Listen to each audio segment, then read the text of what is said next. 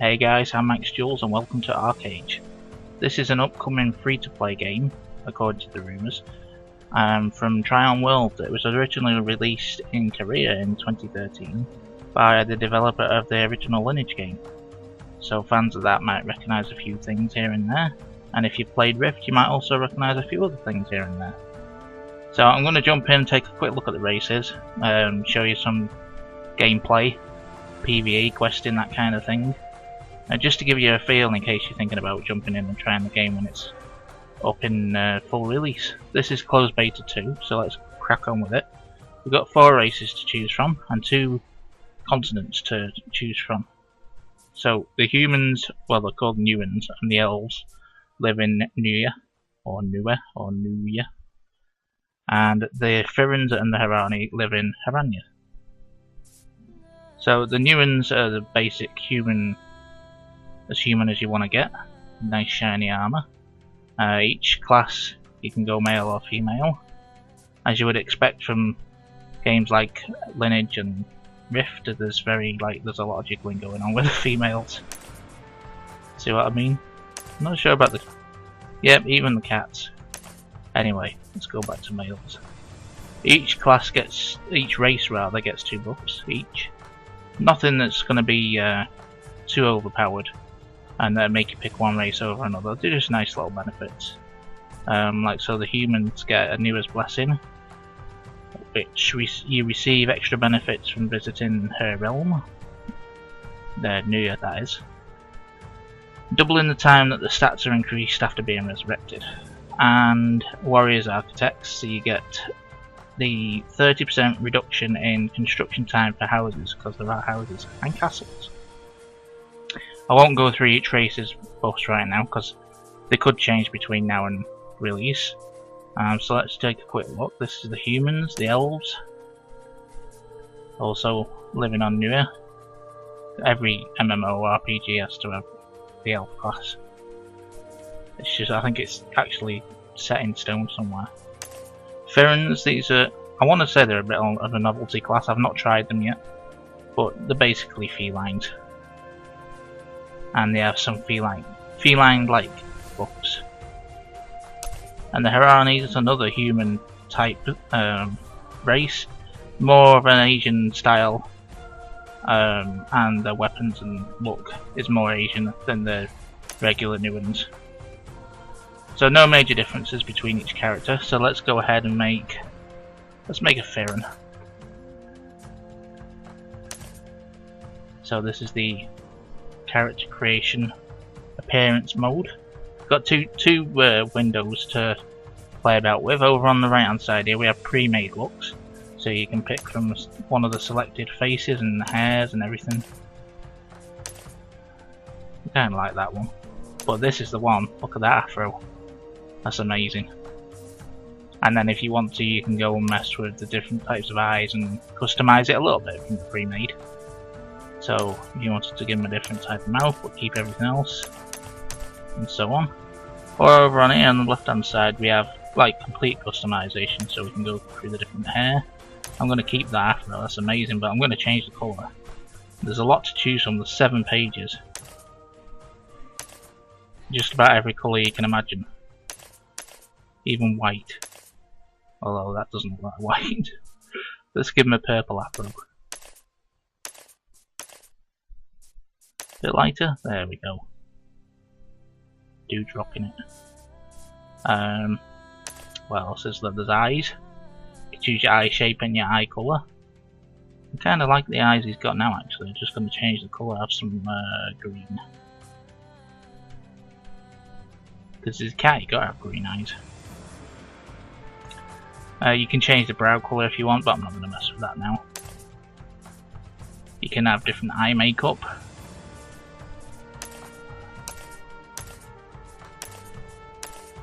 There's 3 pages of this to choose from as well. So not a ton of customization, but it's better than nothing. And if you don't want something, if you put some on, say like that, I don't want that, just delete it. Simple as. You can change your lip colour, but I'm not too fussed about that. Skin. can change your skin, age lines even. So if you want to look really old, this is quite fun, yeah. Although it's not the same for the Pyramids. But some of them, like, look at that, dude looks ancient. And then if you go for one of the earlier ones, they look like babies. Like that one, for example. That'll do. Skin colour, so you can go real wild with the Pyramids. The other classes tend to be like irregular skins. Skin tones even.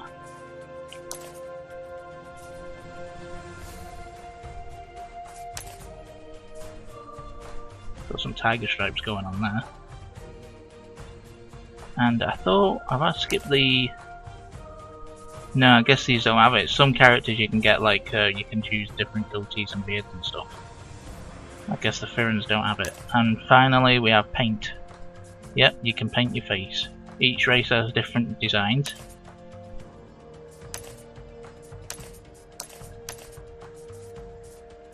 And there's 3 pages of these to choose from.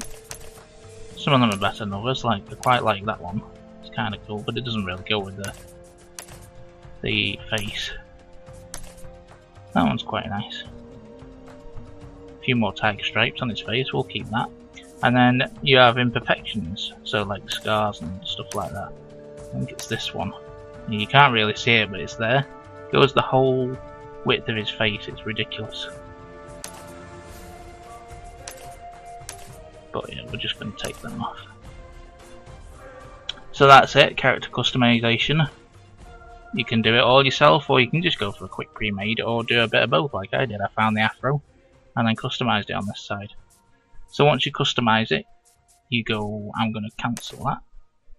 You get to your server selection screen. You can have 4 characters per server, and 6 characters per account. And you will start in one of these 2 continents, depending on which race you picked. And these are your starter zones. And your leveling up zones. Basically, you'll pretty much stay on this island, or this island, for the beginning portion of the game. End game is up here on Aurora, and this is open world, or open map PvP. This is where all the end game action takes place. Don't think I'm going to get up there on closed beta 2. Maybe if there's more betas in the upcoming weeks, maybe. But for now, we're just going to concentrate on one of these or one of these. So I'm going to jump into game with one of these characters, and we'll see you in just a minute. And here we are in the actual game. This isn't a starting zone, obviously, because I've been leveling this character a bit. This is one of the many hubs. You'll go from hub to hub. Some are bigger than others. Some are like full-size towns. And this is another hub over here. And actually on this map there's no real big town by the look of it. This is the biggest hub. And you'll go from hub to hub, do the quests there, move on to the next hub, and so on and so forth. This is the map.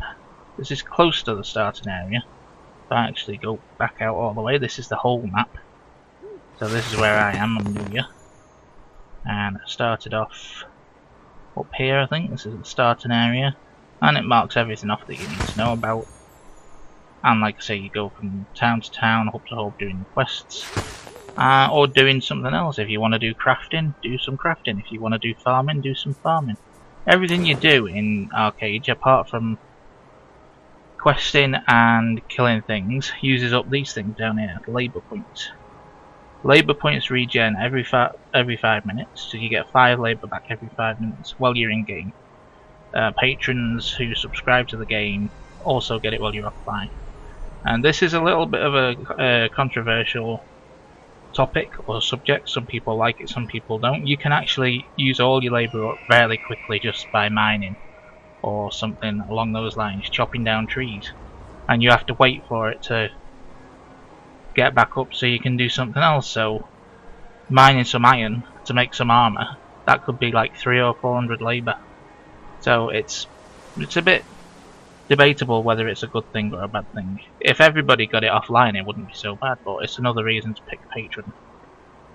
This is your XP bar down here. Standard MMO type design. You got your health, you got your mana, your buffs. This is your skill bar, and down here you've got all the little menus: your character, your bag, your inventory, your quest log, and so on. And then you've got your shop and your marketplace and your mail here. your quest log, if I can just spin it around a bit to get... Can't really see it that well. You got your quest log here. And these numbers next to the quests actually show up underneath your feet, so you know roughly which direction to travel in to go and take your quests. So we have a couple over in that direction, one back over there, so on and so forth. You got a very big mini map here, but you can change the size if it's too big.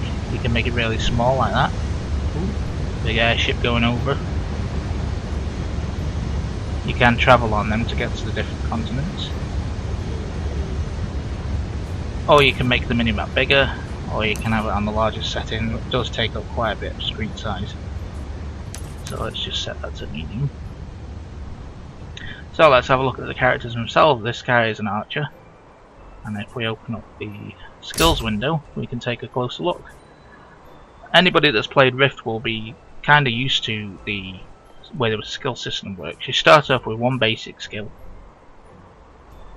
So you can pick from archery, battle rage. There's about 8 different ones you can start off with depending on what you want to play. So really you're going to start off with an archer, a warrior or a tank, a mage or a healer. There's 8 skills, but they're all based around those 4 presets kind of thing. So I picked archery for this character. And you get certain skills at different levels. You can pick a few to start off with, and then the higher ones come in at like level 50, that one is for example, and level 25. At level 5 you get to pick a second skill set. So for this character I picked Shadow Play. As an archer uses daggers as well, so I thought I'll use some of the dagger skills, gives me some melee combat when I get up close. And I've got just a few archer skills. And you also get passives as well that you can buy. So if I use 2 skill points, if I buy 2 skills in Shadow Play, I can spend 2 points in passive, which is what I did. If I spend another 1 skill point in Shadow Play, I can buy this one, which is 4 points. You can just make out the 4 above it there, and that'll give me another passive. And then at level 10 you get your third and final skill set. This one I picked Songcraft, which is like a bard, because I wanted there's a stun skill there, and he's got a few nice passives as well. And when you pick your 3 skill sets, you get your class.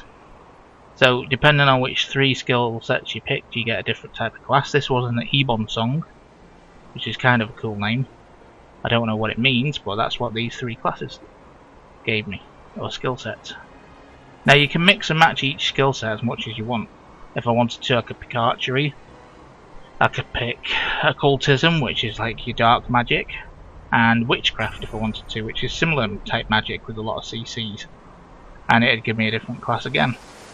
Now the cool thing is I'm not set to these 3 skills. If I want to change one of these out, if I don't like Songcraft, I can just go to the correct NPC, swap out a Songcraft and put in, say, occultism for a good example. I mean there's a lot more to choose from than just the ones I'm mentioning.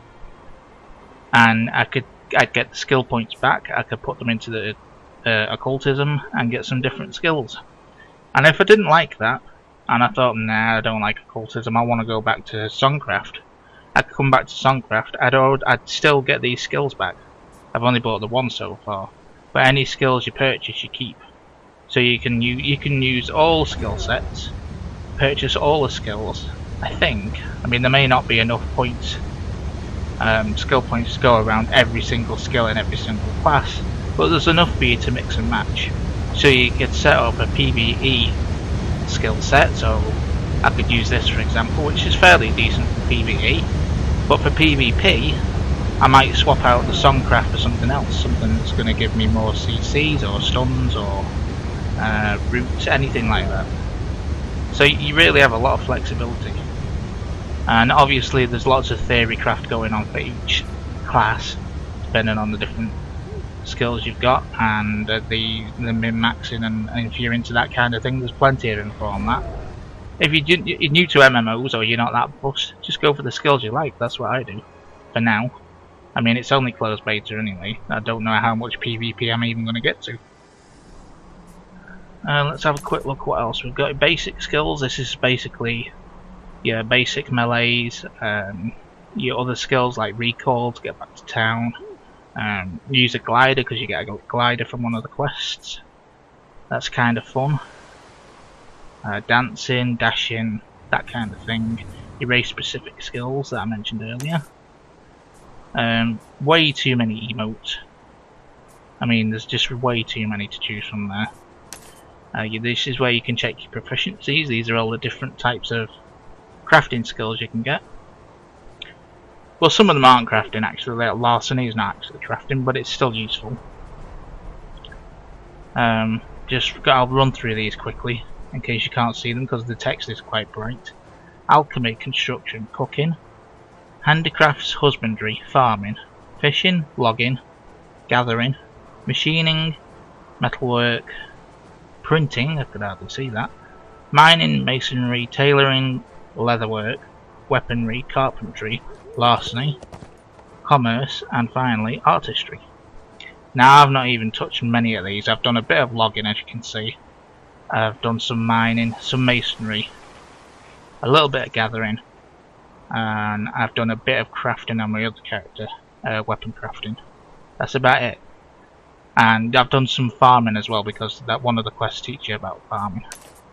And you also have some language skills back here as well, depending on your race. Now I did mention before you can craft your own houses and castles. Houses are like a single player thing. Castles are more of a guild related thing. And you have to build them using the materials you can farm. So if you want to build a house, you need the wood.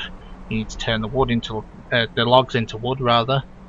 All the different types of wood that you need. Same with the stone. You have to you have to mine the raw stone. Craft the raw stone into whatever stones you need, like breeze blocks for example. And it takes a lot of work. The only downside is free players can't build houses. You have to be a patron. Whether this changes between now and full release, I'm not sure. But at the minute, same with farms, you can't put your own farm down without being a patron. So there's some limitations on what the free player model will let you do. But I suppose they have to make the money somewhere, and I'm guessing if it stays like that, a lot of people will be patrons, because those are some nice examples of things you can get when you're a patron. Again, labour points, as I mentioned before, you get them offline as a patron, so there's some really good features of getting patron status, and that's not all of them. There's a lot more to go through, which you can probably see on the ArcheAge website. So let's go through. What shall we go through next? Let's do a little bit of combat on this character, show you what that looks like. It's fairly straightforward. You click your mob, and then you just use your skills. So I'm going to use these as an opener, wait till they get close, and then use some melee skills. And you'll see there that just said combo effect. I'll explain that in a minute. Okay, it's getting pretty close. And just like that, you're down.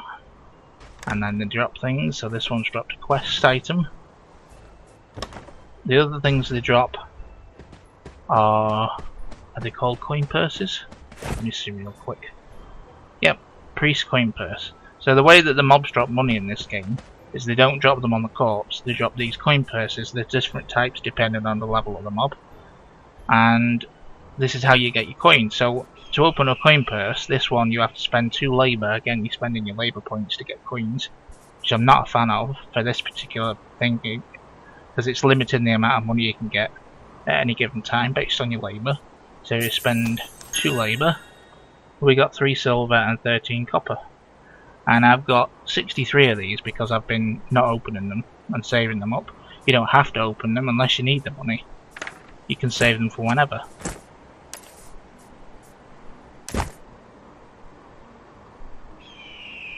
Oh, so next we're going to talk about combo effects.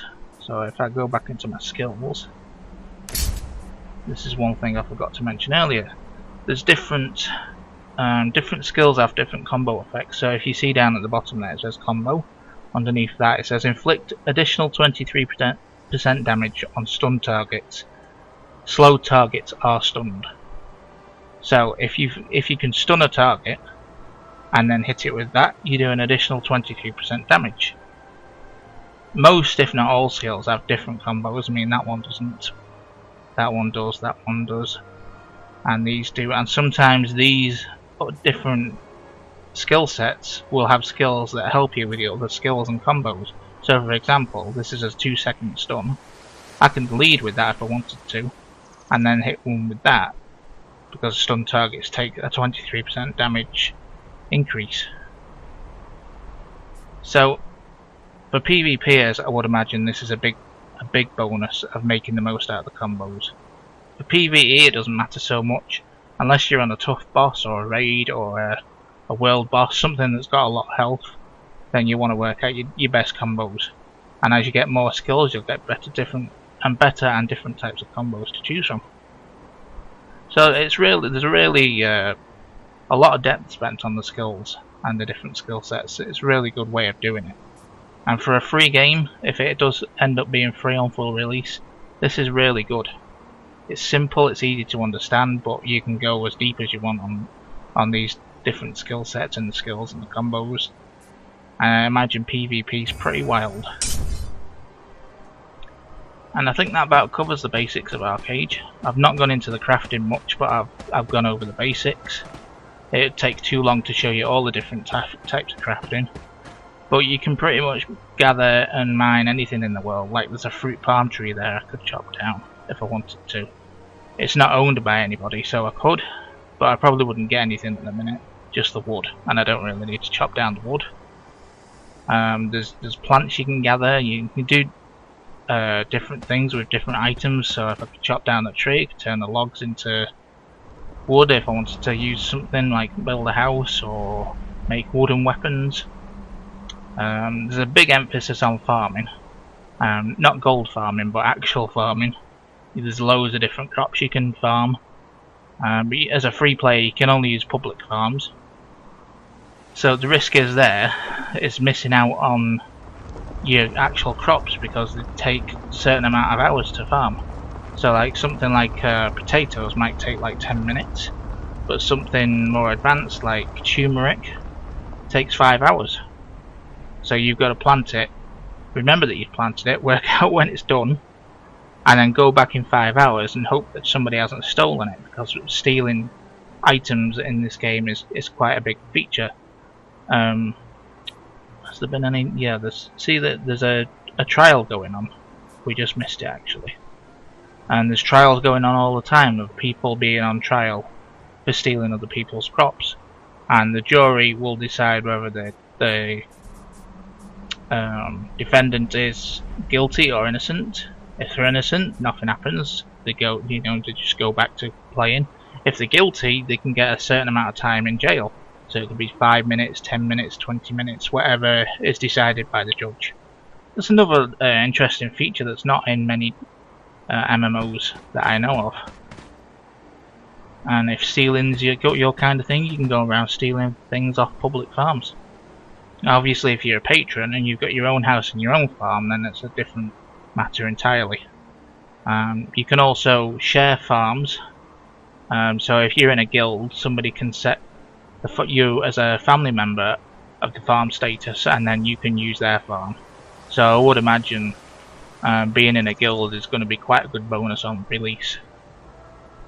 Anyway, that's the first look at ArcheAge. It's very interesting for a free-to-play MMO. It's got a lot of features that other games don't have. I've only touched on a few of them. There's a lot more to it than that. There's a big emphasis on trading as well, so physically taking goods from here, and if we open up the map, taking them to another parts of the map, even to another continent.